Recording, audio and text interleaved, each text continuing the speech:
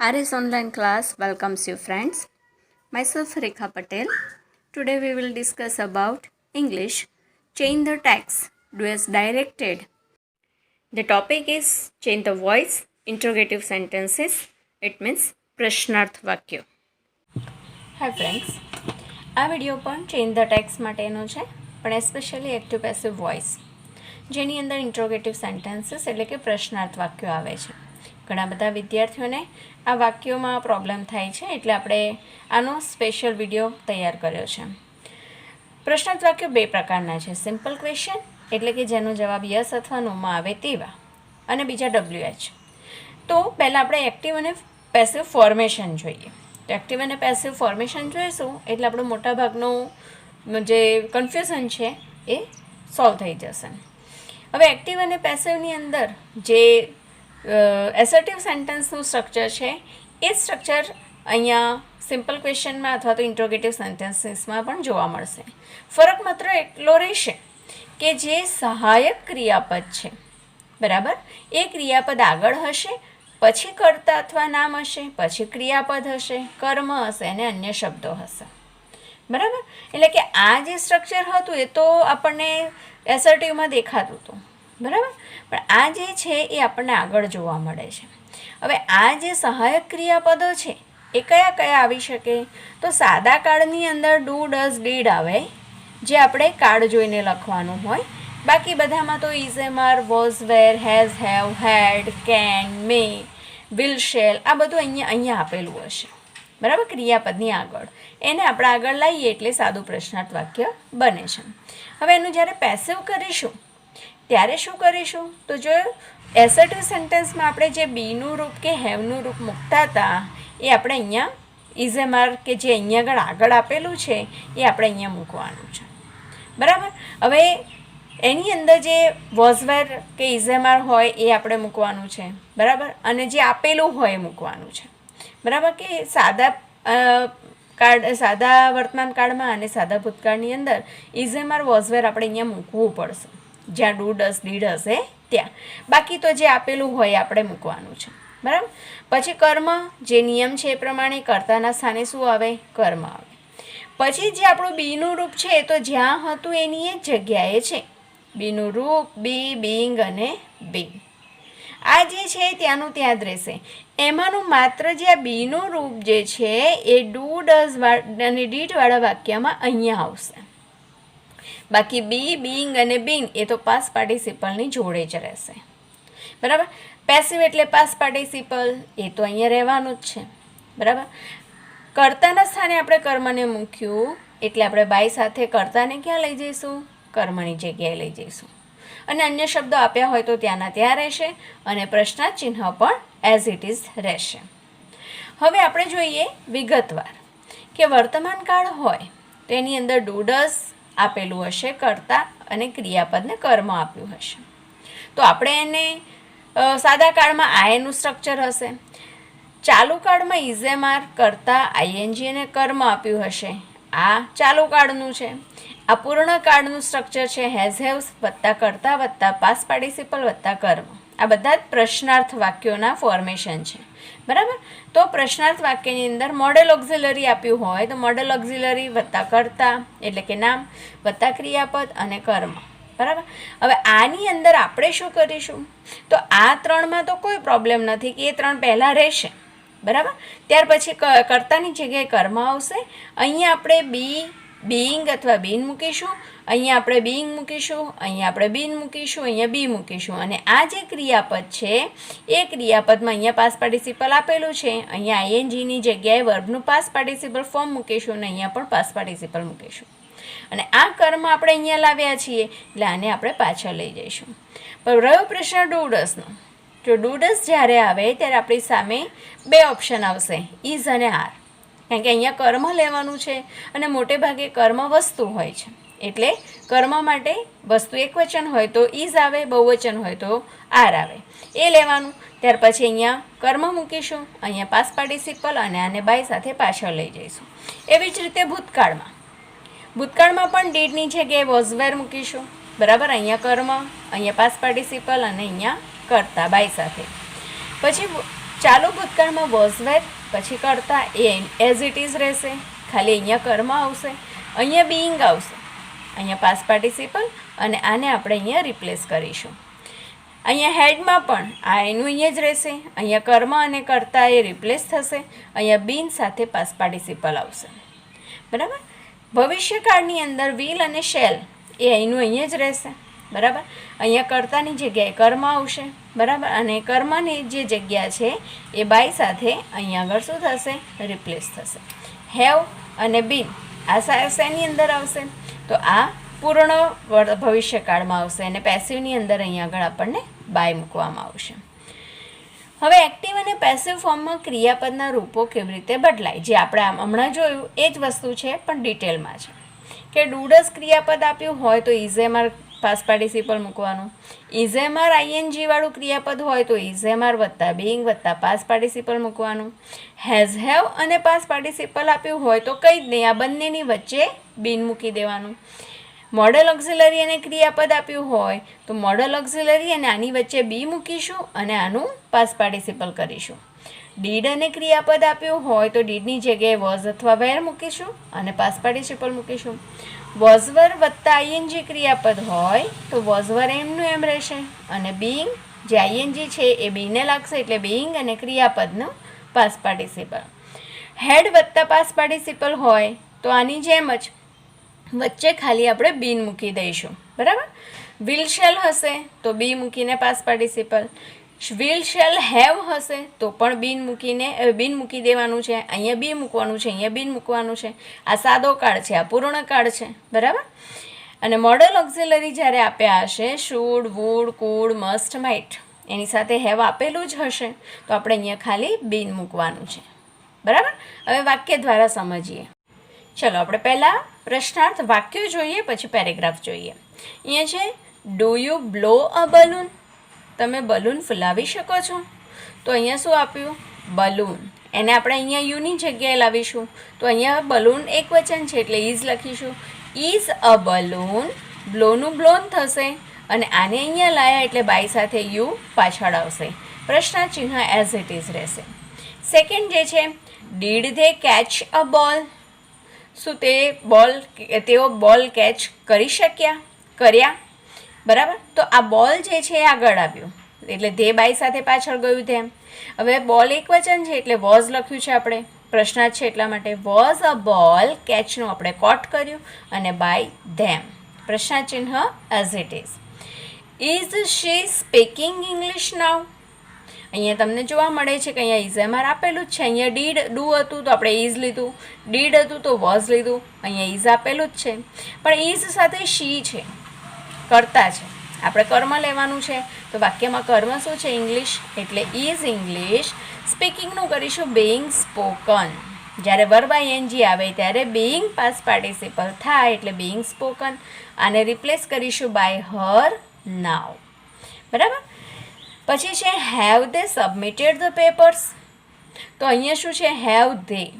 અહીંયા પણ આપણે હેવ મૂક્યું છે કારણ કે ધ પેપર્સ જે છે એ કર્મ બહુવચન છે એટલે હેવ ધ પેપર્સ સબમિટેડનું બીન સબમિટેડ બાય ધેમ. અહીંયા જે ધે છે એનું આપણે ધેમ કરી પ્રશ્ન ચિહ્ન લગાવ્યું. નેક્સ્ટ છે can I take this glass, તો અહીંયા કેન પછી આઈ છે, આપણે આ ધીસ ગ્લાસ મૂકવાનું છે. ધીસ ગ્લાસ, ટેકનું આપણે બી ટેકન કર્યું અને બાય મી. બરાબર. નેક્સ્ટ છે will Hitesh visit Agra tomorrow, તો આપણે શું કર્યું? વિલ હિતેશની જગ્યાએ આગ્રા છે તો વિલ આગ્રા, વિઝિટનું કર્યું be visited by Hitesh tomorrow. પ્રશ્ન ચિહ્ન. બરાબર. નેક્સ્ટ જે છે were you reading a book at that time, તો અહીંયા વર યુ છે, આપણે યુની જગ્યાએ અ બુક મૂકવાનું છે. અ બુક સાથે શું આવશે? વોઝ આવશે. તો વોઝ અ બુક, રીડિંગનું શું કરીશું? Being read by you. આ જે યુ છે બુકની જગ્યાએ by you at this time. પ્રશ્ન ચિહ્ન. બરાબર. લાસ્ટ છે should we have borrowed money from her, તો અહીંયા શુડ સાથે વી છે, આપણે શુડ સાથે મની લઈશું. અહીંયા મની છે. શુડ મની હેવ બોરોડનું have been borrowed by us. વીનું આપણે અસ કર્યું. From her A other words છે, અન્ય શબ્દો છે, એઝ ઇટ ઇઝ રાખ્યા.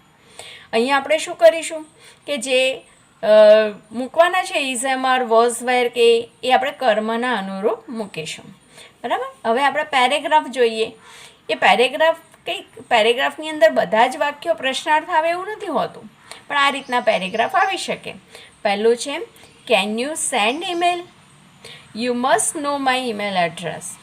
Will you prepare mail tomorrow? અહીંયા તમે જોઈ શકો છો કે એક વાક્ય પ્રશ્નાર્થ છે, બીજું વિધાન છે, પછી પાછું પ્રશ્નાર્થ છે. તો આપણે શું કરીશું? કેન યુ છે, કેન યુ સેન્ડ ઈમેલ, તો આપણે ઈમેલ આગળ લાવવાનું છે. કેન ઈમેલ, સેન્ડનું બી સેન્ટ બાય યુ, પ્રશ્ન ચિહ્ન. પછી કયું છે you must know my email address, તો માય ઈમેલ એડ્રેસ મસ્ટ નોનું શું કર્યું? Must be known by you. પછી કયું છે will you prepare mail tomorrow, તો વિલ મેલ, યુની જગ્યાએ મેલ મૂક્યું, be prepared by you tomorrow. બરાબર. પછી છે જુઓ, hi mom, are you cooking rice for me? I knew it. Do I help you? અહીંયા કયું છે કે હાય મોમ, તો એ તો એનું એ જ રહેશે. પછી કયું છે કે R you cooking rice for મી, તો આર યુ, તો હવે આપણે રાઈસ લેવાનું છે, રાઈસ સાથે ઇઝ આવે છે, એટલે ઇઝ રાઈસ કુકિંગનું બીઇંગ કુકડ બાય યુ, પછી for me as it is રહેશે અને પ્રશ્નચિહ્ન રહેશે. પછી આઈ ન્યૂ ઇટ વિધાન છે, તો આપણે શું કર્યું?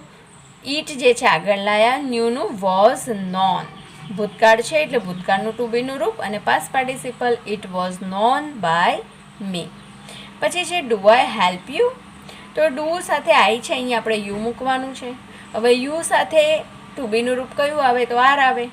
આર યુ, હેલ્પનું past participle helped, are you helped by me, અને પ્રશ્નચિહ્ન. બરાબર. Now we will discuss about WH questions. બરાબર. સાદા પ્રશ્નાર્થમાં તો આપણે જોયું. હવે WH ક્વેશ્ચનની અંદર હું અને વોટ આ બંનેનું આપણે ખાસ ધ્યાન રાખવાનું છે. બાકી બધાનું એક જ સરખું, જે સાદા પ્રશ્નાર્થ જોયા એના જેવું જ છે. તો હુંની અંદર કેમ આપણે ધ્યાન રાખવાનું છે? કારણ કે હુંની અંદર કર્તા નહીં હોય, નામ નહીં હોય, કારણ કે હું પ્રશ્ન પૂછવાથી જેનો જવાબ મળે એ વસ્તુ એમાં એબસેન્ટ હોય છે. તો એની અંદર અને વોટ એટલે શું? તો શુદ્ધ પ્રશ્ન પૂછવાથી આપણને કર્મ મળે છે, એટલે કર્મ એબસેન્ટ હશે. અને કર્મ જેમાં એબસેન્ટ હોય કે કર્તા એબસેન્ટ હોય એમાં આપણને શું આગળ લઈ જવું, ક્યાં પાછળ લઈ જવું, બાય સાથે શું મૂકવું, એમાં આપણને પ્રોબ્લેમ થાય છે. તો પહેલું આપણે જોઈએ હું. તો હું બ્રેક ગ્લાસીસ. બરાબર. તો અહીંયા જે છે ગ્લાસીસ, હવે કોણ ગ્લાસીસ તોડે છે? બરાબર. તો કોણ એ તો છે જ નહીં, એટલે આપણે બાય હુમ, એનાથી આપણે જ્યારે frame the question, form the question જોયા હતા એની અંદર ચર્ચા કરી હતી કે બાય હુમ જે છે એ પેસિવ વોઇસમાં આવે છે. તો બાય હુમ લખીશું, કોના દ્વારા. પછી ગ્લાસીસ, કર્મ તો છે જ, એટલે આર ગ્લાસીસ બ્રોકન. બરાબર. કર્મ તો આપણે અહીંયા લાવીશું, કર્મની જગ્યા ક્યાં? તો is am are was were કે ડુ જે આવવાનું છે એની પછી, એટલે કે પાસ્ટ પાર્ટિસિપલ પહેલાં. એટલે આપણે જે અહીંયા છેલ્લે છે એને અહીંયા લાવીશું, અને એના પછી કર્મ પછી જ આપણે ક્રિયાપદનું ભૂતકૃદંત અહીંયા મૂકીશું. બરાબર. બીજું એક્ઝામ્પલ છે હુ રોટ ધીસ મેસેજ, તો અહીંયા પણ હુનું આપણે બાય હુમ કરીશું. બરાબર. રોટ ભૂતકાળ છે એટલે વોઝ લખ્યું છે, કારણ કે ધીસ મેસેજ એ એક વચન છે. બરાબર. અહીંયા ગ્લાસીસ બહુવચન હતું અને વર્તમાન કાળ હતું એટલે આર લખ્યું. અહીંયા ધીસ મેસેજ એ એક વચન છે, અને રોટ એટલે ભૂતકાળ છે એટલે વોઝ લખ્યું, અને રોટનું ભૂતકૃદંત રિટર્ન લખ્યું. બરાબર. ક્લિયર. હવે વોટ.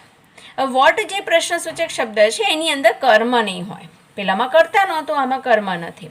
તો એક્ઝામ્પલ જોઈએ એટલે વધારે ખ્યાલ આવશે. વોટ ઇઝ નેહા રીડિંગ નાઉ, કે નેહા અત્યારે શું વાંચી રહી છે? હવે જે વાંચી રહી છે એ તો અંદર આપ્યું જ નથી, એટલે આપણે શું કરીશું? What is. હવે વોટની અંદર અહીંયા આપણે ઇઝ લખવું કે આર લખવું એ આપણા ઉપર ડિપેન્ડ છે, કારણ કે અહીંયા વસ્તુ તો છે જ નહીં. બરાબર. હોય તો આપણને ખબર પડે કે એક વચનમાં ઇઝ આવે, બહુવચનમાં આર આવે. ઇઝ, પછી રીડિંગનું આપણે બિંગ રેડ કરવાનું છે. બરાબર. હવે આ નેહા છે ને બાય નેહા પાછળ લઈ જવાનું છે, કારણ કે આપણને ખબર છે કે કર્તાને બાય સાથે ક્યાં મુકાય? તો પાસ્ટ પાર્ટિસિપલ પછી મુકાય. બરાબર. અહીંયા જે કર્મની જગ્યા છે એ આપણે એ એબસન્ટ છે એટલે આપણે એની જગ્યા રાખવાની નથી, એ જગ્યા આપણે પૂરી દેવાની છે. Is being read by Neha now. બરાબર. બીજું એક્ઝામ્પલ જોઈએ. What are you eating. અહીંયા વોટ આર યુ ઇટિંગ લખ્યું છે એટલે વોટ તો લખીશું જ. હવે જે ખાય છે એ એકવચન કે બહુવચન ખબર નથી એટલે ઇઝ લખાય. ઇટિંગ છે એનું બિંગ ઇટન કર્યું. બરાબર. અને અહીંયા કર્તાને આપણે બાય સાથે પાછળ લઈ ગયા યુ, એટલે કે અહીંયા કર્તા એબસન્ટ છે એટલે બાય હુમથી બનશે. અહીંયા કર્મ એબસન્ટ છે એટલે કર્મની જગ્યા જે છે એ બાકી રહેશે. બરાબર. હવે જે આપણે જોઈએ છીએ એ બધા એક સરખી કેટેગરીના છે. વેર, વેન, વાય અને હાઉ. બરાબર. વેર, વેન, વાય અને હાઉ આ ચારે એક સરખી રીતે બને છે અને એ જે આપણે સાદા પ્રશ્ન જોયા ને એની જેમ જ બને છે. ફરક એટલો છે કે એ વાક્યની શરૂઆત આ શબ્દોથી થશે, તો આ શબ્દો જ્યાં છે ત્યાં રાખવાના, બાકીનું વાક્ય સાદા પ્રશ્નાર્થની જેમ આપણે બદલવાનું. ચલો વાક્યો જોઈએ. Where have you park the car. બરાબર. તો અહીંયા શું કર્યું? વેર લખ્યું. હવે અહીંયા કાર આગળ લાવવાની છે એટલે આપણે શું કરીશું? યુની જગ્યાએ કાર મૂક્યું એટલે યુ સાથે હેવ આવે પણ કાર સાથે હેઝ આવે એટલે વેર હેઝ કાર પાર્કડ છે એટલે બીન પાર્કડ થશે. બીન પાર્કડ બાય યુ. અહીંયા કારની જગ્યાએ આપણે બાય યુ કરીશું. બરાબર. પછી છે why do they wear mask. તો અહીંયા વાયનું તો વાય રાખ્યું છે. હવે અહીંયા ડુ ધે છે તો ધેને તો પાછળ લાવવાનું છે અને પાછળ લાવીશું એટલે માસ્ક આગળ આવશે. માસ્ક આગળ આવે, માસ્ક એક વચન છે એટલે ઇઝ આવે. બરાબર. ડુ છે એટલે વર્તમાન કાળ છે એટલે ઇઝ માસ્ક.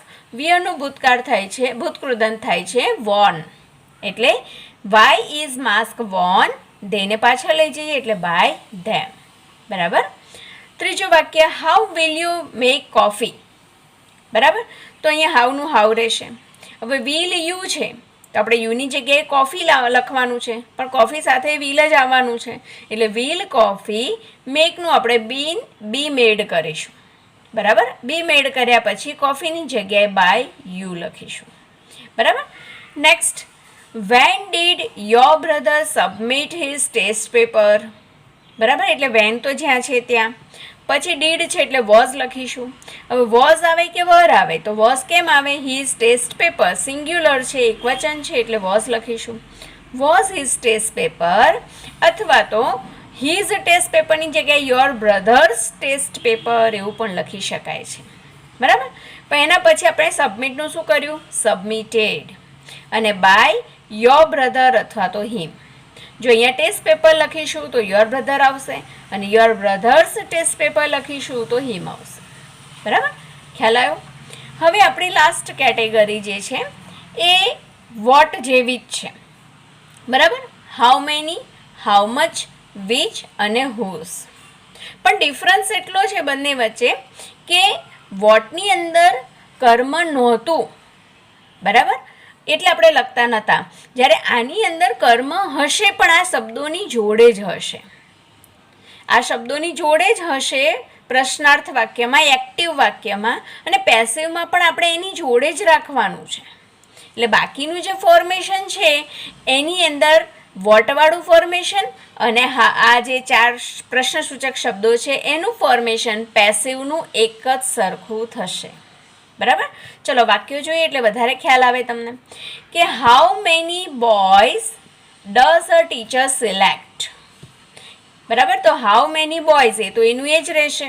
હવે ડઝ જે છે, હવે અહીંયા આપણે બોયઝ આગળ આપ્યું છે એટલે આર લખ્યું કારણ કે આ કર્મ છે ને કર્મ બહુવચન છે. બરાબર. આર. પછી સિલેક્ટ છે એનું સિલેક્ટેડ કર્યું અને અ ટીચરને પાછળ લઈ ગયા બાય અ ટીચર. સમજાયું કે અહીંયા કર્મ આપ્યું છે આગળ જ છે એના પ્રમાણે આપણે અહીંયા વચન પ્રમાણે ટુ બીના રૂપ કે મોડલ ઓક્ઝિલરી કે જે હેઝ હેવ લેવાનું છે એ લઈશું. બરાબર. બીજું ઉદાહરણ જોઈએ. How much ghee can we add in pen. તો હાઉ મચ ઘી એમનું એમ રહેશે. હવે કેન વી છે, વીને તો આપણે બાય સાથે અસ કરીને પાછળ લઈ જવાનું છે તો આપણે કેનનું કેન લખીશું કારણ કે ઘી સાથે કેન જ આવે છે. બી એડેડ, એડનું આપણે શું કર્યું? બી એડેડ અને બાય અસ ઇન પેન. બરાબર. અહીંયા પેન. હવે ત્રીજું છે which stream have you join. બરાબર. તો વિચ સ્ટ્રીમ એનું એ જ રહેશે. હવે હેવ યુ છે પણ અહીંયા સ્ટ્રીમ છે એટલે હેઝ લખેલું છે. પછી જોઈનનું બીન જોઈન અને યુને આપણે બાય યુ કરીશું. પછી જે whose pen should I use, બરાબર, મારે કોની પેન યુઝ કરવી જોઈએ તો હુઝ પેન જે છે એમનું એમ જ રાખીશું. શુડ જે છે એ પણ એક્ટિવમાં અને પેસિવમાં મોડલ ઓક્ઝિલરી એના એ જ રહેશે, બરાબર. એટલે આપણે અહીંયા શુડનું શુડ લખ્યું છે. હવે યુઝનું બી યુઝડ કરીને આઈનું આપણે બાય મી કરીને પાછળ લખ્યું છે, બરાબર. એટલે અહીંયા પણ એક જ વસ્તુ યાદ રાખવાની થાય. કઈ? તો આપણે જે આગળ ચર્ચા કરી હતી તે કે replacement of subject and object. Subject અને ઓબ્જેક્ટનું શું કરવાનું છે? રિપ્લેસમેન્ટ કરવાનું છે. એ અહીંયા પણ કરવાનું છે, બરાબર. બીજું જે છે એ આપણે સહાયક ક્રિયાપદો જે છે ટુ બીનું રૂપ છે, બરાબર. ત્યાર પછી ટુ હેવના રૂપ છે કે પછી મોડલ ઓક્ઝિલરી છે, એ જે આપ્યા હોય એ એના એ રાખવાના, બરાબર. આપ્યા હોય તો, બરાબર. ત્રીજું જે છે એ ટુ બીનું રૂપ આપણે જે એડ કરવાનું છે, કાં તો પછી બી, કાં તો પછી બીંગ અને અથવા તો બીન. આ ચારમાંથી આપણે વાક્યના પ્રકાર પ્રમાણે સિલેક્ટ કરવાનું છે. અને છેલ્લું છે પાસ્ટ પાર્ટિસિપલ. એના માટે એક જ વસ્તુ યાદ રાખવાની કે પેસિવ એટલે પાસ્ટ પાર્ટિસિપલ. પેસિવમાં પાસ્ટ પાર્ટિસિપલ જ આવે એટલે આપણો ડાઉટ જે છે ક્લિયર થઈ જાય, બરાબર. આની અંદર પ્રશ્નસૂચક શબ્દ આવે છે એ જ વધારાનો છે. જો સાદા પ્રશ્નાર્થમાં ખબર પડે તો આની અંદર કોઈ બહુ મોટો પ્રશ્ન નથી. એટલે આ વસ્તુ આપણે ખાસ યાદ રાખવાની કે રિપ્લેસમેન્ટ ઓફ સબ્જેક્ટ અને ઓબ્જેક્ટ. ત્યાર પછી જે આપેલું છે તે લખવાનું છે. આ જે છે એ આપણે બદલવાનું છે. અને આ એક જ વસ્તુ જો આપણે તૈયાર કરીશું તો આખું એક્ટિવ અને પેસિવ આપણને ખ્યાલ આવશે. આ પણ આપણે બધામાં લખવાનું છે. એટલે આ જે છે બધામાં કોમન આવે છે તો હવે યાદ રાખવું જ પડે. તો બધામાં બદલાય છે શું, ડિફર શું છે તો આ, બરાબર. કે સાદા કાળ હશે એમાં ટુ બીના રૂપો આવશે. જે મોડલ ઓક્ઝિલરી છે એની અંદર બી આવશે. ચાલુ કાળમાં બીઇંગ આવે અને પૂર્ણ કાળમાં બીન આવે. હવે એ કાળ આપણને ઓળખતા આવડે તો આપણને change the voice, assertive sentence હોય, ઇન્ટ્રોગેટિવ સેન્ટેન્સ હોય કે બીજું કોઈ પણ વાક્ય હોય આપણને આવડે જ. ઓકે. નેક્સ્ટ વિડીયોમાં આપણે બીજા કોઈ ટોપિકની ચર્ચા કરીશું. ત્યાં સુધી bye, take care, thank you.